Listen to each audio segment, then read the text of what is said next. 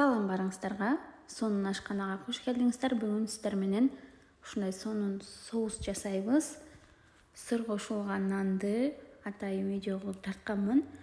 Ал эми соусун ушул видеодон көрө аласыз. Видеону аягына чейин көрүп, комментарий жазганды унутпаңыз. Соус жасайбыз. Бош идиш, майонез. Бул майонезди өзүм жасадым. Эгерде рецепт керек болсо, мен YouTube каналыма өтсөңүздөр, чесногун атайын көп кылганмын. Сиздер чеснок бир уштук кошосуздар, мен азыр кошпоймун. Ону өзүм менен эле. 2 кичинекей кашык сметана, ага 2 кашык майонез кошобуз. Аралаштырабыз. Ушул жерге чеснок кошсоңуздар, мен чеснок кошкон жокмун.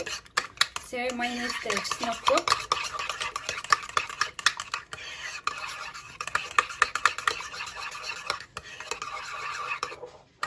Мынакей болду кыздар.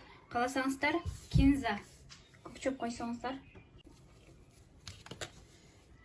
Майда болуп туруп кош коебуз.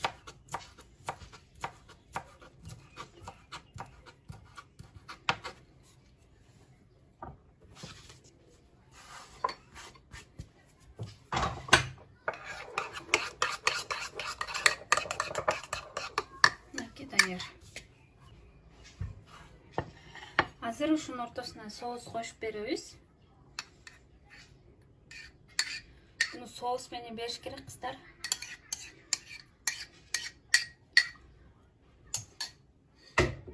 Мынакей ушуну менен даяр болду кыздар. Сиздер да жасап көрүңүздөр. Буну ысыгында жеш керек. Ысыгында аябай сонун болот.